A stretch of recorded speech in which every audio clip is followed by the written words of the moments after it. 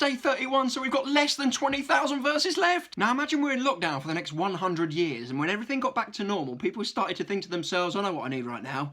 A Big Mac. So you go to Mackie D's and you see that restaurants across the country have lain desolate for over a century. So what you got to do? You got to go back to the plans to see how everything was supposed to function in the first place. And that's what's happening right here in 1 Chronicles 24 to 27. They're trying to rediscover the recipe for the perfect Happy Meal. No, that's not right. I mean, they're trying to remember how society functions. Can society function without a Happy Meal? So they remember who the priests are and the musicians, and it's mostly He-Man, as it turns out. They remember the gatekeepers, who are the people in charge of who's allowed to come in and out of the city, the treasury, the army, the king's most important officials, for instance, the people who are in charge of looking after all the donkeys, obviously. Then we get the moment where David hands over to Solomon as the new king, along with all of the instructions for how the temple is going to be built. And all the people they killed in the process are again sort of photoshopped out like they were yesterday. Check out 1 Kings 2 from day 24 for all the gory detail. It also turns out that they missed the story about a baby nearly getting cut in half. I mean, flipping heck, I'm getting right shortchanged. Solomon employs Hiram, king of Tyre, to build the temple, and in payment he gives him 4 million